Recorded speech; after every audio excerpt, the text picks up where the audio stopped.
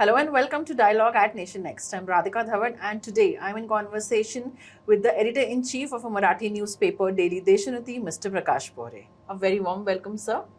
नमस्कार। मुझे बताइए कि आपने देशोन्नति 1986 में खरीदा था। Freedom fighter and member of parliament जो थे लेट नाना साहेब वेराय, उनसे खरीदा था। बट जब आपने खरीदा तब वो एक लॉस मेकिंग एंटिटी थी। एक लॉस मेकिंग बिजनेस को आपने क्यों खरीदा और उसको रिवाइव कैसे किया? राधिका, मुझे थोड़ा आपको यहाँ पे करेक्शन करना है कि देखिए 1986 में देशोन्नति ये स्टार्ट किया था नाना साहेब वेराले ने मेरे फादर के साथ में। और उसके बाद में क्या हुआ कि 86 में स्टार्ट हुआ, 88 में अनफॉर्चुनेटली नाना साहब का मैसिव हार्ट अटैक के कारण डेथ हुआ और 2 साल अखबार जो था वो कैप्टन शिप विदाउट कैप्टन चल रहा था और नवंबर 90 में वो बंद हो गया। अखबार 2-3 दिन घर में आया नहीं करके जब मैं इंक्वायरी किया तो मुझे पता लगा कि उनका जो लड़का था चंद्रशेखर वैराले, उन्होंने बोला था कि वो उसके लिए ये बहुत लॉस मेकिंग प्रपोजिशन था और it was very hard for him to carry over, तो इसलिए बोले मैंने बंद करवा दिया।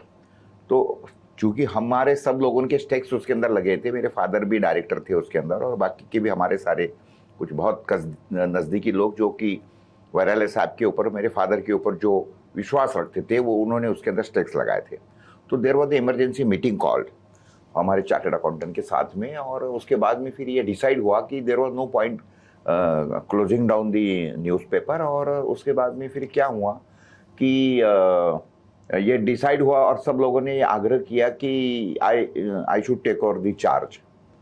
तो ऐसा था कि मैं तो काफ़ी मेरे बिजनेस में बिजी था उस समय पे, मेरे ड्रिलिंग रिग्स थे, मेरा पंपिंग मशीनरी का, एयर कंडीशनिंग और बाकी सारा इंडस्ट्रियल्स वगैरह का सारा मेरा बड़ा काम था उस समय पे। मेरे लिए बड़ा वो कठिन था इतनी बड़ी सारी जवाबदारी लेना।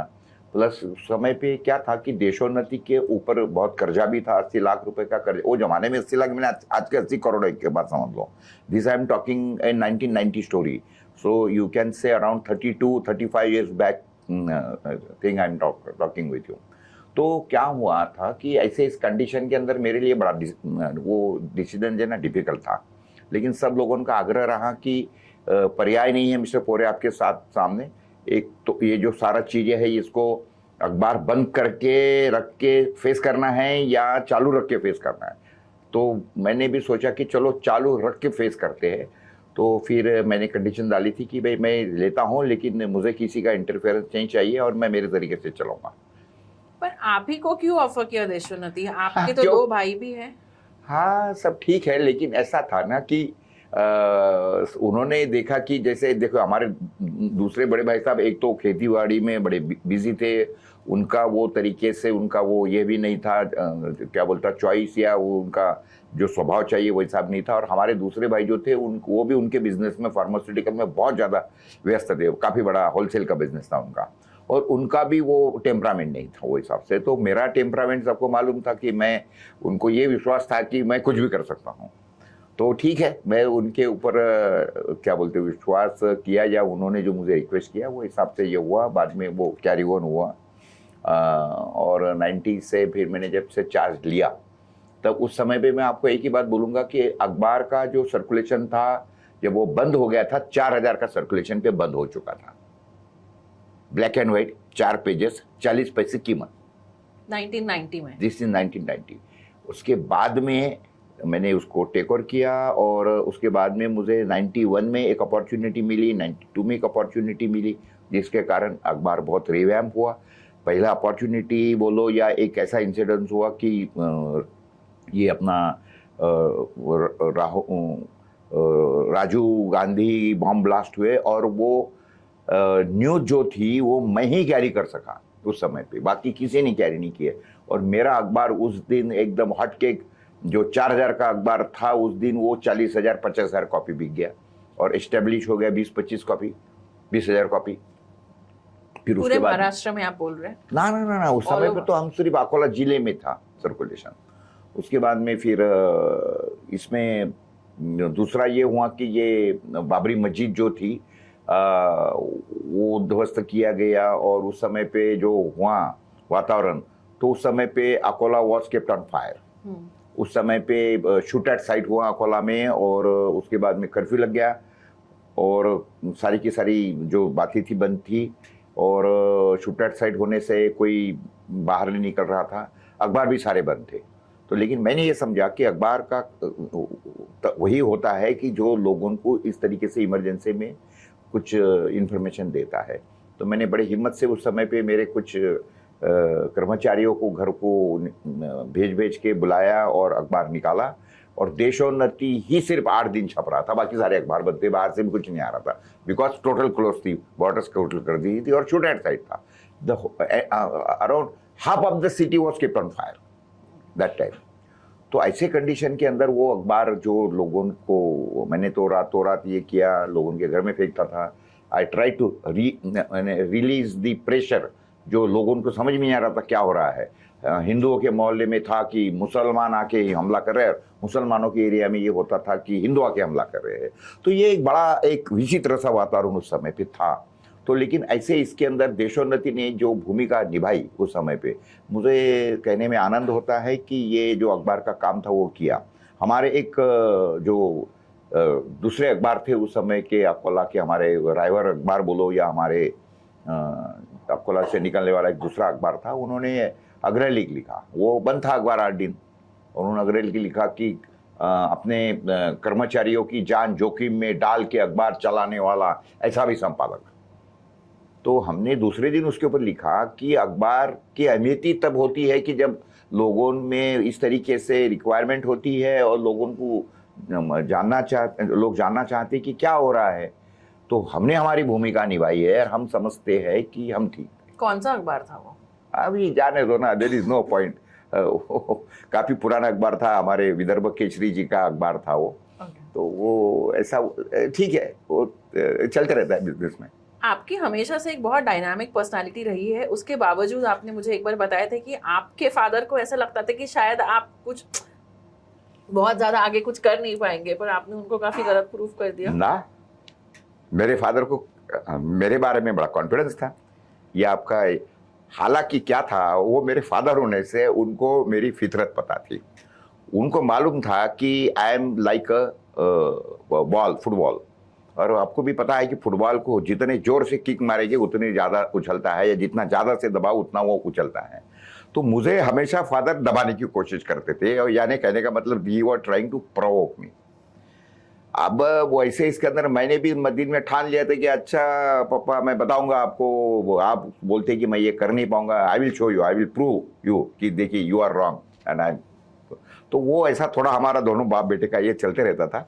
आई वॉज एंजॉइंग, और फादर का मेरे पे बड़ा विश्वास था, बहुत स्नेह था मेरे फादर का मेरे पे। तो इसीलिए वो उन्हीं के जो आज जो कुछ मैं हूँ वो उन्हीं के आशीर्वाद से, उन्होंने जो जो मुझे जब भी जरूरत थी उस समय पे जो जो गाइडेंस दिया।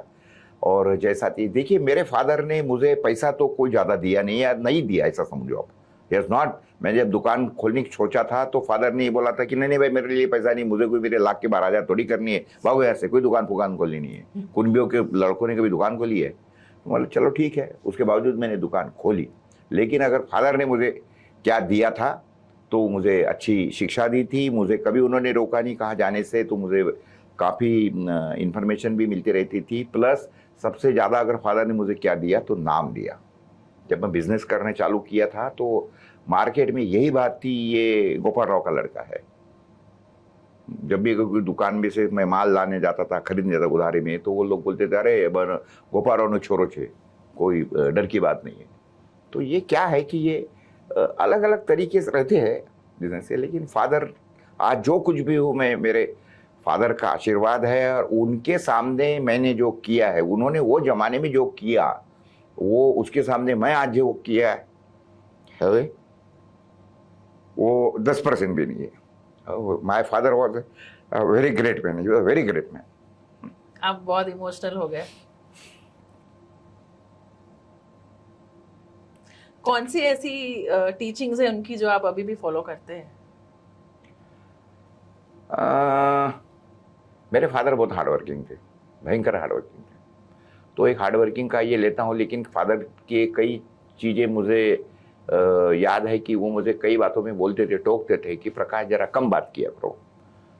तो वो उनकी सही में कभी अमल में आता नहीं हूँ, मैं बहुत बोलता हूँ जब भी ऐसा कभी होता है, लेकिन मुझे ऐसा लगता है कि वो उनका सोचना था, ये मेरा सोचना है।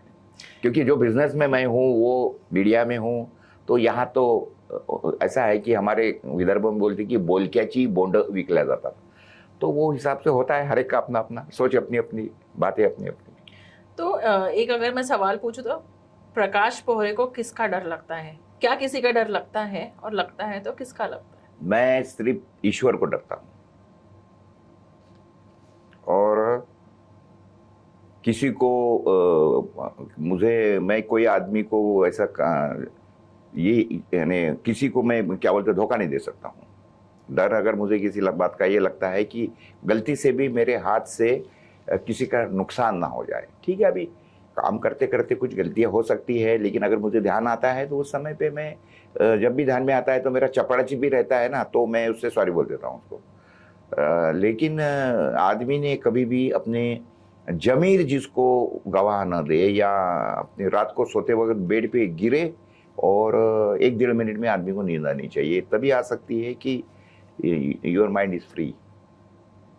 आपने आपके बीकॉम के शायद एग्जाम्स थे, वो आपने काफी अटेम्प्ट्स दिए, आप उसमें पास नहीं हुए, फिर शायद क्यों यूनिवर्सिटी याद ने दिलाती हो, क्यों याद दिलाती हो? इसके लिए याद दिला रही हूँ अरे भैया, क्योंकि यूनिवर्सिटी ने फिर आपको शायद सिलेबस हाँ हाँ हुआ तो इसलिए पास कर दिया हाँ, था। तो मुझे इसके लिए पूछना है कि विथ नो फॉर्मल ट्रेनिंग आप एक ऐसा पेपर चलाते हैं जिसकी एक मास रीच है, तो ये कैसे हुआ?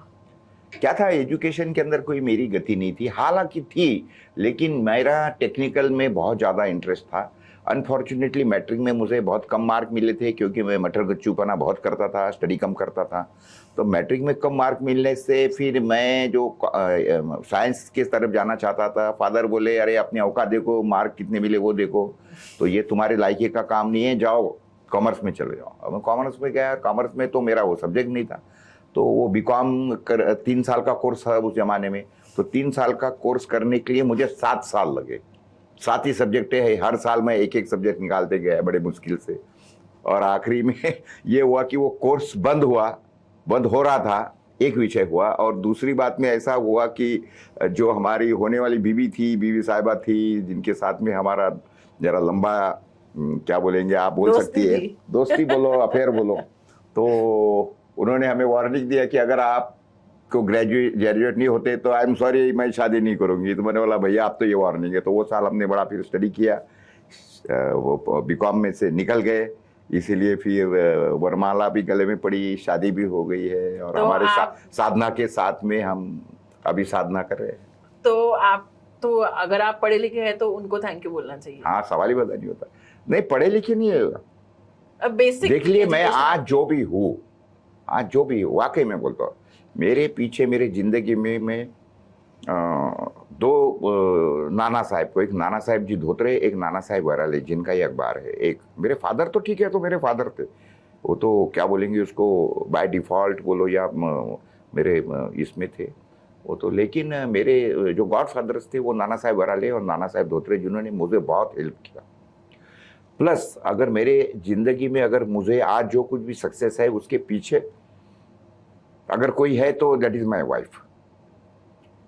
अगर आज वो मुझे उस जमाने से इतना साथ नहीं देती थी, कौन सी वाइफ टॉलरेट करती है कि मैं बिजनेस के लिए 8-8 दिन गायब हूँ? कौन सी ऐसी वाइफ है कि मैं सुबह 8 बजे जाता हूँ, रात को 12 बजे आता हूँ, धंधा दुकान बंद करके, और ध्यान नहीं देता हूँ, 24 घंटे बस लगातार धुन में लगा रहता हूँ।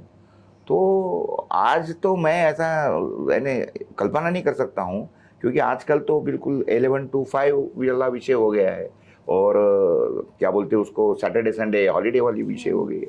मैंने ना कभी हॉलीडे देखा, ना ही मैंने कभी ये देखा है। तो ये, लेकिन ये मैं क्यों कर सका, because my wife allowed me to do that, she tolerated me, क्योंकि ऐसा है कि हाँ, उसको मालूम था कि मैं अल्कोहलिक नहीं हूँ, मैं वर्कहोलिक हूँ। और उसने, क्योंकि मैं देखिए शेतकरी संगठना में मैं जिस तरीके से इन्वॉल्व होता था, उसको पता लगता था कि भाई हमें अरेस्ट हो गया है, जेल में भेज दिए है। आप जेल कितने बार गए वो भी बता दीजिए आंदोलन में? जेल में तो करीब 30-40 बार तो जेल गया, 20-25 महीने मैंने कुल मिलाकर, कभी 10 दिन, कभी 20 दिन, कभी महीना भर, कभी 2 महीने, ऐसा कुल मिला के 20-25 महीने जेल काटे हुआ ऐसा आदमी, तो ऐसा मुझे बताओ ना, तो ये कौन सी बीवी आज के ज़माने में सहन करती है। लेकिन वो थी, उसने सारी चीज़ें सहन करी, वो मुझे साथ देती रही हर एक चीज़ के अंदर, बिजनेस में भी साथ दिया। She was handling my business in my absent very efficiently, और साथ भी देती थी, टॉलरेट भी करती थी, बोलती भी थी काफ़ी। लेकिन वट एवर बोलते हैं ना कि हर सक्सेसफुल आदमी के पीछे एक औरत रहती है, तो मेरी बीवी जो है ये वाकई में, यानी इसमें कोई ऐसा कुछ डायलॉग फेंकने वाली बात नहीं है, but I am telling you reality, please, of course. This is the reality what I am talking. 2012 में एक ऐसा वक्त आया जब you were accused of a murder Nagpur Yeah. में, आपके प्रेस में, That was the big plot. That was the big plot actually. See, my rivals, जो हमारे बिजनेस के राइवर थे, उन्होंने वो तरीके से वो कुछ किया। हालांकि see I was not even present on the spot. वो कर्मचारियों में कुछ झगड़ा हुआ, उसके बाद में वो कुछ लठमारी हुई, खिंचातानी हुई, बंदूकों में वो गोली चली, वो आदमी मर गया। लेकिन वो मीडिया ने उस समय पे जो हमारे राइवल मीडिया थे, उन्होंने वो मामला उछाला। फिर अब नेचुरली जब ये ट्रायल का मामला, इसका क्या बोलते हैं उसको, वो मीडिया ट्रायल हो जाती है, तो जो जजेस वगैरह भी है वो भी अंडर प्रेशर आ जाते हैं, तो वो मामला खींचा। लेकिन उसके अंदर जो है the things are very crystal clear. मैं जब जगह पे हाजिर ही नहीं हूँ, कुछ है नहीं, तो मैं ये होने का कारण नहीं। ठीक है, केसेस चलेंगे, ये होगा, लेकिन आई एम क्या बोलते हैं उसको, मुझे पता है कि मैं उसके अंदर टोटली इनोसेंट हूँ, और ये चलता रहता है। ये बिजनेस है, राइवरी है, तो आपको पता ही है सारी चीज़ें। No point. 3 महीने आप सेंट्रल जेल में थे, तो ऐसा कहा जाता है कि बहुत सारे ऐसे लीडर्स भी थे जिन्हें बहुत खुशी हुई, क्योंकि आपने अपेरेंटली, ऐसा कहा जाता है कि you rub them the wrong way newspapers में। तो जब आपके साथ ऐसा हुआ तो थोड़ा एक खुशी की लहर थी। हुआ होगा डेफिनेटली, मैं ये इसको इनकार नहीं करता हूँ। देखिए, ऐसा है कि आई हैव नॉट रब देम, लेकिन उसमें क्या है राधिका, एक बात समझिए, मेरा अखबार जो है वो निष्पक्ष अखबार है, निष्पक्ष, निष्पृह, निर्वाण, और किसानों के साथ देने वाला मेरा अखबार है, किसानों को साथ देता है। तो नेचुरली क्या होता है कि मैं तो किसी को स्पेयर करने का, मैं कोई न्यूज़ नहीं था। मैं बोलता था कि news is that which somebody wants suppressing, anything else than that is nothing but pure advertisement.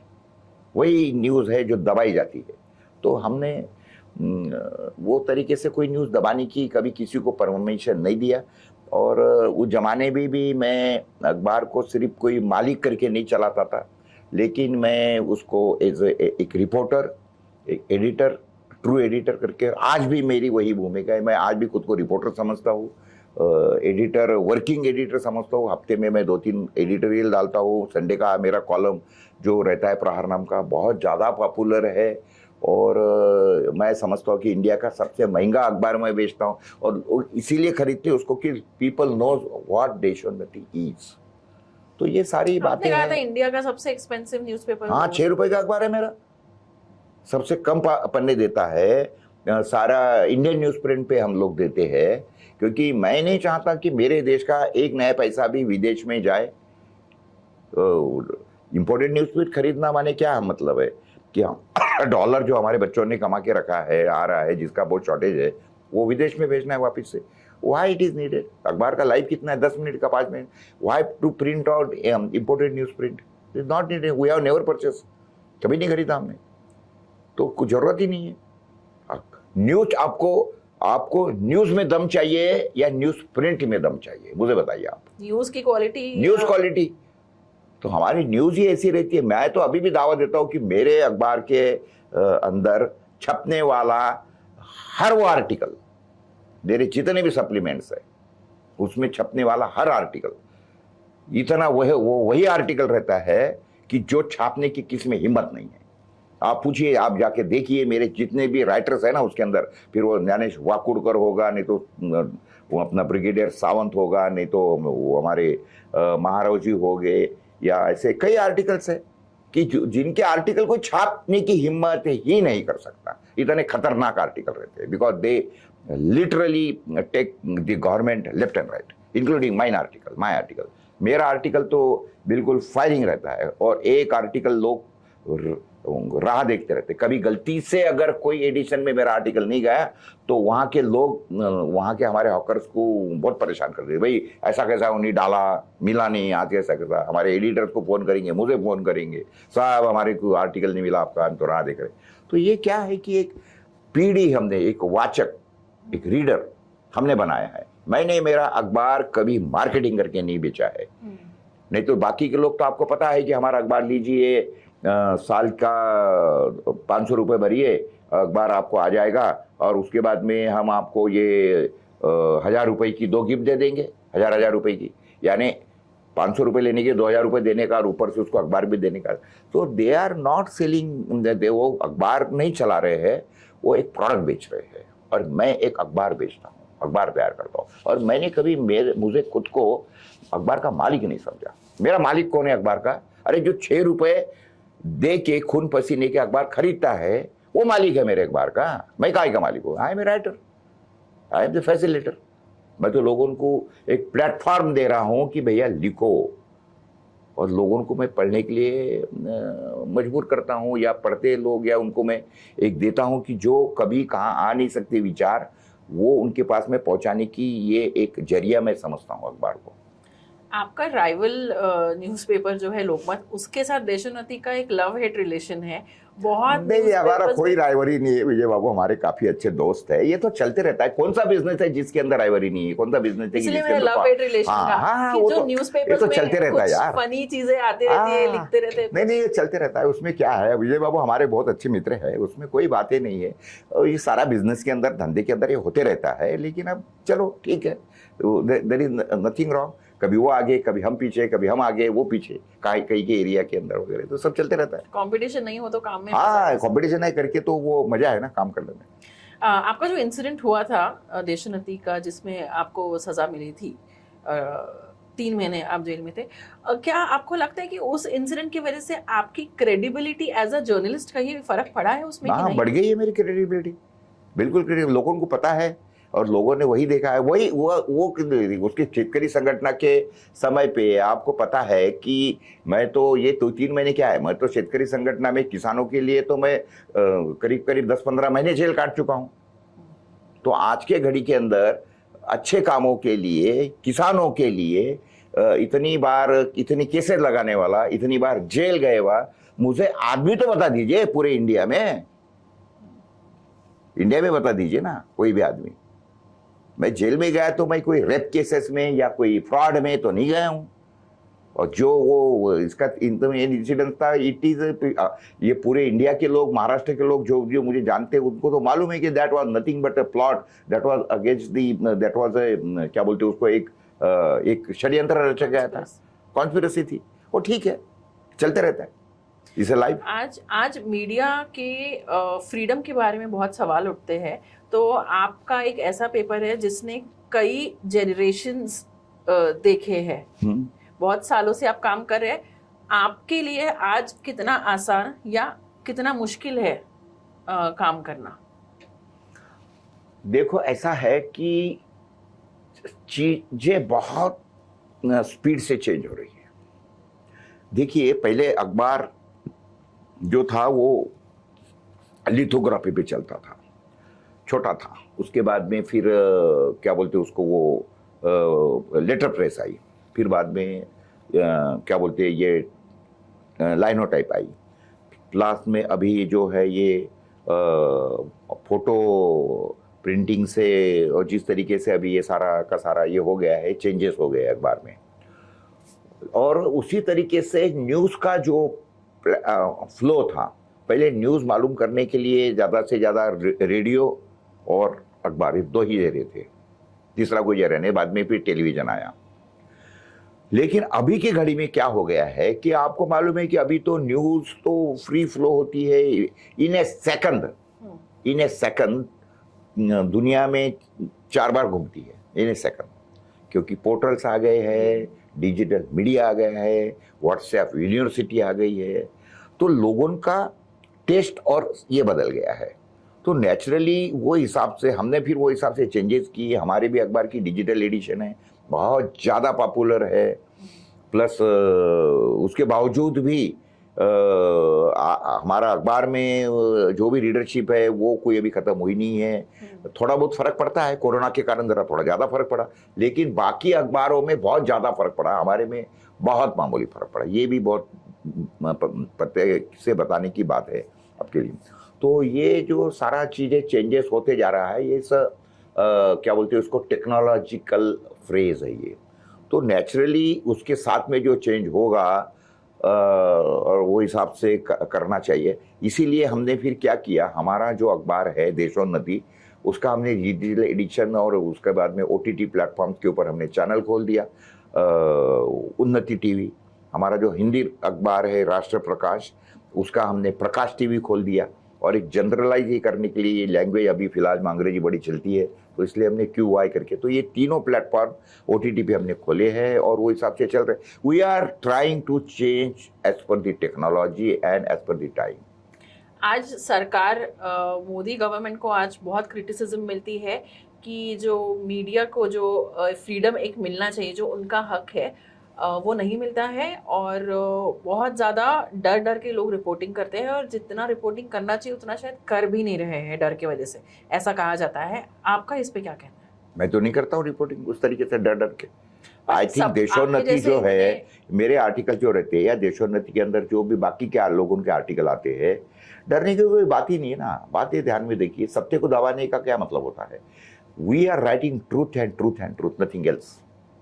We are not, क्या बोलते हैं उसको, हम कोई खिचड़ी नहीं पका रहे हैं और ना ही लोगों को कोई खिचड़ी पका के दे रहे हैं। जिनको बनाना है, जिनको देना है, जिनको पेश करना है, वो लोग करते हैं। डरेंगे वो कि जो झूठ परोसते हैं। हम तो सत्य परोस रहे हैं और जो है वो फैक्ट रख रहे हैं लोगों के सामने। और that is not a matter of criticising Modi और एनीबडी, लेकिन ऐसा है कि देखो, अखबार का काम ही होता है कि जो हो रहा है वो लोगों के सामने रखे। ऐसी बातें हुई नहीं है कि कोई हमको दबाने की कोशिश की नहीं की, लेकिन ऐसा है कि अगर कोई लोग रॉन्ग साइड में हैं तो वो पकड़ में आ जाएंगे। अभी हम कभी रॉन्ग साइड में गए नहीं, तो हम पे क्या होगा। अच्छा, डरने की कोई बात ही नहीं है। डर काय का लगते हैं, डर काय का बताते हैं, जेल में डालने का, ईडी का। अभी हमारे से ईडी वीडी क्या करेंगे, हम हमारे जैसे फकड़म आदमी का ईडी वाले क्या बिगाड़ लेंगे, एक विषय। दूसरी बात में जेल का विषय है, तो आपको पता ही है, मैं तो 30-40 बार जेल जा चुका हूँ, 20-25 महीने का हाथ कड़िया तक के पहना चुका हूँ। पुलिस वालों ने किसानों आंदोलन के अंदर 5-6 बार हथकड़े पहना के घुमा दिया। कोई ऐसी कस्टडी नहीं है कि जो कस्टडी में मैं रहा नहीं हूँ। तो क्या है कि अभी ये सारी चीज़ों से मैं धन्यवाद देता हूँ वाकई में ईश्वर को कि मुझे उन्होंने ये सारा काम करने की हिम्मत दिया, ये मैंने काम किए, और ये सारा करने से ही ये मेरा जो व्यक्तिमत्व है, या जो मुझे ये है, ये जो इतनी हिम्मत आती है लिखने की, कि maximum I always think of the worst.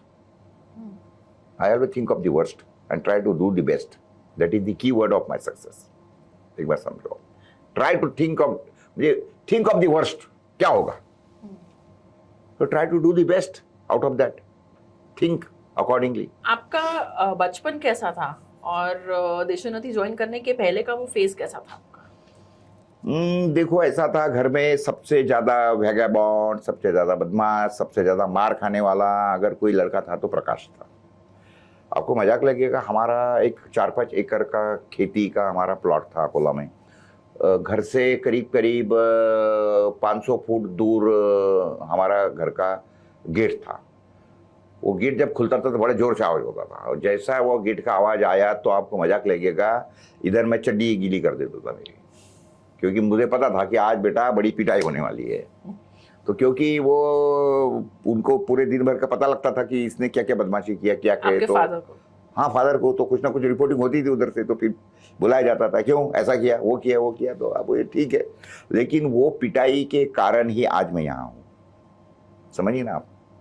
लेकिन कैसा था कि मुझे बताओ, अगर बचपनों में शरारतें नहीं करेंगे, जवानी में जवानी के काम नहीं करेंगे, स्कूल कोई कॉलेजेस के अंदर, कॉलेज के जो रहते हैं, यानी क्या बोलते हैं उसको, मटर गच्चूपना करना, लड़कियों को घुमाना, ये नहीं करेंगे कि अभी बुढ़ापे में करेंगे। तो जिस समय पे जो काम हुए उस समय पे वो काम किए। मेरे बड़े मित्र थे, क्या बोलते उसकी, मेरी गर्लफ्रेंड्स थी, और लेकिन मेरे सबके साथ में बहुत अच्छे रिलेशंस थे, क्योंकि जितनी मेरी जो सिस्टर थी, 4 सिस्टर थी, तो चारों सिस्टर की जो भी सहेलियाँ थी वो मेरी भी फ्रेंड्स थी, वो भी मुझे काफ़ी अच्छी तरह से ये करती थी। तो नेचुरली क्या था कि एक बड़ा अच्छा उस समय पे देखो वातावरण बड़ा अच्छा रहता था उस समय पे, इस तरीके से इट वॉज टोटली ओपन। आज तो उल्टा और भी अच्छा है, मैं देखता हूँ आज के बच्चे तो हमसे भी ज़्यादा मैच्योर्ड है, और वो हिसाब से एक बहुत अच्छा वातावरण आज है, मैं देखता हूँ। खास करके अभी मैं हमारे घर में भी देखता हूँ या हमारे आजू बाजू में भी देखता हूँ ना, उल्टा उस समय पे तो भी लड़कों ने लड़कियों से बात करना ये कोई बहुत अच्छा लोग ट्रीट नहीं करते थे, या वो अरे वो लड़की मालूम नहीं उससे बात करती थी, अरे वो लफड़ा करती है। ये आजकल के ज़माने में ये हुआ नहीं, ये बहुत अच्छा आज मैं समझता हूँ। आज के ज़माने में लोगों के जो विजन चेंज हो गया है, लड़कियों का भी विजन चेंज हो गया, लड़कों का विजन चेंज हो गया, अच्छी बात। कुछ दिन पहले आप तेलंगाना सीएम चंद्रशेखर राव से भी मिले थे, उस मीटिंग के बारे में आप कुछ बताएंगे? वो बड़ा किस्सा हुआ, ऐसा हुआ कि देखिए मैं ऐसा समझता हूँ कि this is nothing but a coincidence, या आप ऐसा समझिए कि ईश्वर कुछ करवाना चाहता है, ये ईश्वर की योजना है। देखिए मैंने 20 तारीख को मेरा आर्टिकल लिखा, मेरा संडे का आर्टिकल, और उसका हेडिंग था किसानों को अगर न्याय देना है तो किसान ही पीएम चाहिए। ये मेरे हेडिंग का टाइटल का हेडिंग था। आपको मजाक लगेगा, 20 तारीख को ही तेलंगाना के चीफ मिनिस्टर केसीआर ने वहाँ पे उनके स्टेट में एक बड़ी सवालिया खम्बम नाम के गांव में, वहाँ पे 3-4 स्टेट के चीफ मिनिस्टर भी थे, केजरीवाल से लेके तो सारे लोग, और उन्होंने उसके अंदर घोषणा किया अब की बार किसान सरकार। उसका रिपोर्टिंग 21 तारीख को हुआ। मैं सुबह अखबार पढ़ रहा कि केसीआर ने बोला कि अब की बार किसान सरकार। मैं बोला यार क्या कोइंसिडेंस है, मैं कल ही लिख रहा हूँ मेरा आर्टिकल की, हालांकि वो पब्लिश तो क्या बोलते हैं उसको 22 तारीख को हुआ है, क्योंकि लेकिन वो मुझे तो एज ए एडिटर और लिखा 2 दिन 3 पहले देना पड़ता है, तो मैंने तो लिखा था 20 तारीख को। मैं बोला साला आपने कल ही आर्टिकल लिखा और ये बोल रहा है कि अब की बार किसान सरकार। बोला इस आदमी को मिलना पड़ेगा इसको। मैं ऐसा बोल रहा हूँ, आपको मजाक लगेगा, 12 बजे उनका फोन आया उनके ऑफिस से उसी दिन। What a coincidence. बोले सीएम साहब आपसे मिलना चाहते हैं। मैंने बोला ओ वेरी गुड, मेरी भी इच्छा है मिलने की। तो मतलब भाई हम 10 तारीख को मिलेंगे। बोले नहीं 10 तारीख को बहुत लेट हो जाएगा। मतलब भाई मैं तो 23 तारीख को यानी परसों के रोज अभी पूना जा रहा हूँ, मुझे कुछ अपॉइंटमेंट है वहाँ से कोल्हापुर जाऊँगा। बोले साहब अभी क्या कर रहे हो? 21 तारीख को आज। मतलब आज तो अकोला में हूँ, मेरे खेत में हूँ, समझ लो फार्म हाउस पे जाऊँगा, काम करूँगा। तो बोले हम अभी फ्लाइट भेजते हैं आपके लिए, आप इमीडिएटली फ्लाइट में बैठ के आ जाइए। Okay no problem I will. तो उसके बाद में उनका फोन आया, बोले आई एम सॉरी, बोले मेरा फ्लाइट वहाँ, हमारा फ्लाइट वहाँ उतर नहीं सकता क्योंकि आपका एयरपोर्ट बहुत छोटा है। बोले पुर साहब आप शाम को बोले ट्रेन है आपके लिए 8 बजे, उससे आप बोले इमीडिएटली आ जाइए। बोले रात को 8 बजे की ट्रेन है, सुबह 8 बजे आपको बोले हैदराबाद लेके आएंगे, हम आपको लेने आ जाएंगे। और बोले दिन भर चर्चा करी 22 तारीख को, और ये यहाँ से काम होने के बाद में बोले हम आपको पुणे जाना है, पुणे को फ्लाइट हमारी फ्लाइट छोड़ देंगे। मैं बोला दैट्स ओके, मेरा पूरा दिन भी काम में आया 21 तारीख का। 21 तारीख को ट्रेन से बैठ के मैं 22 तारीख को वहाँ गया, पूरा दिन।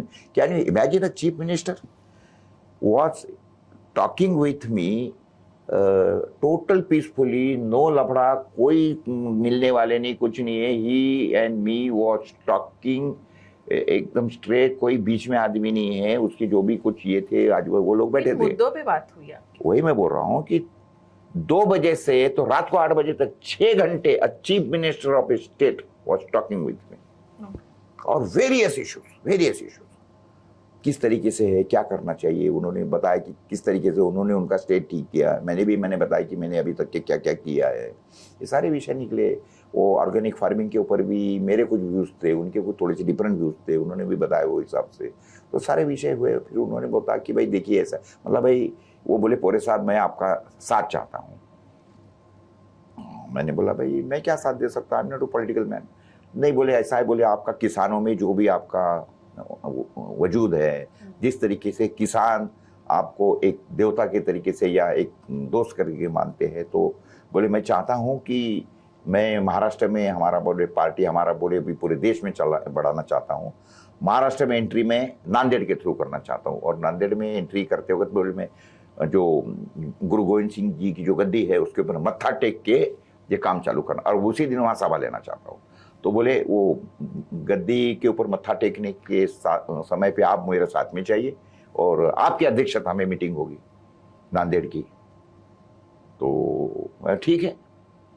तो वो हिसाब से उन्होंने मुझे बोला, मुझे भी अच्छा लगा कि भाई एक आदमी अगर इतना कर रहा है। देखिए ऐसा समझ लो राधिका, आपको मालूम है कि मैंने शरद जोशी जैसे आदमी को 14 साल मदद किया। क्यों किया? क्योंकि हमारा अखबार का हेडिंग ही है, या हमारा काम ही है किसानों के साथ। मेरा अखबार तो कोई ये शहरों वालों के लिए अखबार नहीं ना, मेरा अखबार तो किसानों के लिए अखबार है। तो किसानी यही हमारी फितरत है। तो इसीलिए जो भी आदमी किसानों का काम करेगा उसको हम साथ देते। शरद जोशी को हमने उसी लिए साथ दिया। वो फिर अपने सुभाष पालेकर जी हो गए या अन्ना हजारे होंगे, ये लोगों ने ये बातें की, और हमको ऐसा लगा कि ये लोग कुछ चेंज कर सकते हैं, कुछ लोगों को न्याय दे सकते हैं। तो मुझे ऐसा लगा कि जब ये आदमी ने तेलंगाना के अंदर इतनी ज़्यादा चेंजेस किए, एक तो उसने उसका स्टेट अलग करवाया, प्लस उसने जो तेलंगाना के अंदर सारी चीज़ें की। आज किसानों को वहाँ पे जो स्टेट में बिजली नहीं रहती थी, अभी 24 घंटे बिजली मिलती है, पानी मिलता है, सारा का सारा वो अनाज खरीदता है किसानों से। किसान कोई गांव में मर गया तो उसके घर को 5 लाख रुपए इंश्योरेंस पहुंच जाता है 8 दिन के अंदर। 10,000 रुपये हर साल उसको हर एकड़ पे मिलते हैं किसान को। शादी ब्याह के लिए लाख रुपए मिलते हैं। उन्होंने जो भी चेंजेस किए वो मुझे बड़े अच्छे लगे। वो सारी की सारी बातें हुई, उन्होंने फिल्म वगैरह बताई। वो 6 घंटे में तो सारे यही चलते रहा ना। तो पॉलिटिक्स में मतलब जर्नलिस्ट टर्न्ड पॉलिटिशियन बोल सकेंगे? देखिए अभी तक के तो कोई मैंने कभी ऐसा लगा नहीं कि पॉलिटिक्स में जाना चाहिए, लेकिन Radhika to be very frank with you, अभी समय आ गया है। अभी समय आ गया है कि अभी जिस तरीके से हमारे स्टेट में चल रहा है, आपने तो देखा है हालत क्या है, कि जो आदमी कभी चीफ मिनिस्टर नहीं, अपने सादा मंत्री नहीं था, जो सादा मंत्री नहीं था वो चीफ मिनिस्टर डायरेक्ट। जो आदमी सादा एमएलए नहीं है वो चीफ मिनिस्टर। हाँ, और उसके बाद में चीफ मिनिस्टर बनने के बाद में मिस्टर उद्धव ठाकरे 20 महीने मंत्रालय में जाते नहीं है। क्यों? कि उनको डर लगता है कोरोना का। भाई आपको डर लगता है तो चीफ मिनिस्टर बने क्यों आप? कोई लोग पीछे लगे थे आपके। और जिस तरीके से आपने कोरोना काल के अंदर ये सत्यानाश करके रख दिया स्टेट का, और जिस तरीके से आपने लॉकडाउन पे लॉकडाउन, लॉकडाउन पे लॉकडाउन, लॉकडाउन पे लॉकडाउन, मास्क लगाओ नहीं लगाए, तो मुंबई के अंदर आपको बताया इन्होंने क्या किया। मुंबई महानगर पालिका भी उनके पास में है, प्लस स्टेट के चीफ मिनिस्टर भी थे, सारे अधिकारी उनके तरीके से, जिस तरीके से नंगा नाच, एक ही शब्द है मेरे लिए, ये कर रहे थे। तो ये सारे के खिलाफ में, आपको तो मालूम है मैंने किस तरीके से सारी दुकानें खुलवा दी। मैंने तो किसी को मास्क लगाने नहीं दिया, मैंने तो किसी को वैक्सीन लेने नहीं लगाया। मैं तो वो अवेकन इंडिया मूवमेंट हमारी वो जो भी है उसको मैंने किया। मैंने भी नहीं लिया, कभी वैक्सीन नहीं लिया मैंने, किसी को लेने नहीं दिया। मेरे तो जो हमारा वेद नंदिनी एग्रो टूरिज्म है उसको खोल के रखा मैंने, उसके ऊपर बोर्ड लगा कर रख दिया कि वैक्सीन लगाकर प्रवेश वर्ज नहीं लगा सकते आप। अच्छा, वैक्सीनेटेड लोगों के लिए एंट्री नहीं? नहीं, वैक्सीन नहीं, मास्क लगा के हमारे यहाँ प्रवेश नहीं कर सकते आप। नो एंट्री विथ मास्क, बाकी की जगह पे नो एंट्री विदाउट मास्क। हमारे यहाँ उल्टा था। तो ये क्या है, ये बेवकूफी। आज तो ये पता है ना, आज तो आप उस जमाने पे आपने मेरा एक इंटरव्यू लिया था, मुझे याद है, उस समय पे बड़ा आपको अच्छा लगा। लेकिन मुझे आज निश्चित खातरी है कि आपको मेरा उस समय का स्टैंड आज करेक्ट लगता होगा, क्योंकि आज तो आपको पता लग गया कि किस तरीके से इन माफियाओं ने ये लोगों को बेवकूफ बनाया, किस तरीके से वैक्सीन दिए लोगों को, जोर जबरदस्ती से अनटेस्टेड वैक्सीन दिए, किस तरीके से वैक्सीन लेने के बाद में लोगों को तो अभी तकलीफें हो रही है, लोग मर रहे हैं, किस तरीके से लोगों को हार्ट अटैक्स हो रहे हैं, किस तरीके से लोगों को अलग अलग बीमारियां हो रही है, ब्रेन हैमरेज हो रहे हैं। तो ये तो अभी तो सिद्ध हो गया ना कि I was correct, my stand was correct that time. तो ये ऐसा है जो देखिए, जब भी मैं कोई चीज करता हूँ ना, लोगों को कभी कभी कोई लोगों को लगता है कि ये क्या है, क्या बोलते हैं उसको, बहाव के खिलाफ जा रहा है। उस समय भी मैंने जो जो चीजें करी थी बहाव के खिलाफ नहीं करी थी। शरद जोशी को साथ देने से लेके तो अन्ना आ जाए, लेकिन आज ये सिद्ध हो गया कि yes, my stand were correct. Corona के समय का भी 2-2.5 साल में मैंने जो भी किया, आज तो वो प्रूव हो गया है। I have become a hero. मैं तो जहां पे भी जाता हूं तो लोग तो मेरे पाँव पड़ते हैं। बच्चे यंग से, अभी मैं दिल्ली में था, आप मानेंगे नहीं, मैं चंडीगढ़ गया, मैं ऐसा बैठा था एक गार्डन के अंदर, तो वहां पर ऐसे लोग घूम रहे थे, तो आगे जाके लोग, अरे अरे पोरे साहब है, प्रकाश पोरे साहब है, चंडीगढ़ गार्डन। क्यों हुआ? क्योंकि ये मैंने उस समय पे जो वीडियो वायरल्स किए, जो लोगों को एजुकेट करने के लिए जो भी बातें बताई।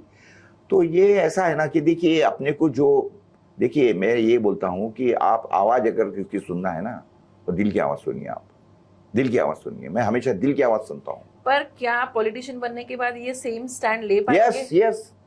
देखिए मेरा अगेंस्ट योर पार्टी भी, I will not go in that party जो मेरे थॉट पे नहीं चलती है।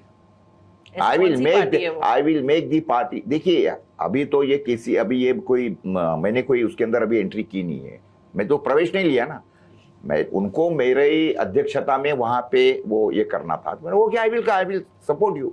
आप किसानों के, आपकी बार किसान सरकार बोल रहे हो, आप किसानों की बात कर रहे हो, किसानों को सपोर्ट करने की बात कर रहे हो, किसानों की फितरत बदलने की बात करते हो। तेलंगाना में किसानों की सारी आत्महत्या रुक गई है, और विदर्भ के अंदर रोज 5 आत्महत्या हो रही है। महाराष्ट्र के अंदर 2700 गांव उजड़ गए, और 2700 गांव में से 2300 गांव अकेले विदर्भ में उजड़ गए हैं। तेलंगाना में तो सारा का आबादी आबाद है, कंप्लीट आबादी आबाद है, एक भी आत्महत्या नहीं हो रही है। तो naturally I have to support him यार। I am not supporting a wrong man, I am not supporting any businessman like the other politicians, Adani और अंबानी को करते हैं। I am not behind them, I am with the farmers, I am with the farmers, I am with that man who have done something for the farmers यार। It's a proven track record of that man is there. So naturally आज मुझे ऐसा लगता है कि अगर जरूरत पड़ती है तो I will support that man. जरूरत पड़ती है तो मैं उसके पार्टी में जा भी सकता हूँ, बट आज तो नहीं गया हूँ, क्योंकि मुझे भी देखना है उनकी टोटल क्या क्या है क्या नहीं है। मेरी पूरी बातें होने की रह गई उनके साथ में। तो अगर वो मेरा स्टैंड पे चलते हैं, या अगर हम लोगों के, देखिए 100% तो विचार उनके रहा, लेकिन मेरा बोलना है कि भाई 90% होना चाहिए। 5-10% में बदलाव हो सकते हैं, चेंजेस हो सकते हैं, चर्चा से सुलझाए जा सकते हैं, तो वो ठीक है, देखेंगे। But I have made my mind कि आज के घड़ी के अंदर इस देश की अगर फितरत बदलनी है, जो देश का सत्यानाश कर दिया है सारे लोगों ने, पॉलिटिशियंस ने, स्टेट का, देश का, तो अभी समय आ गया है।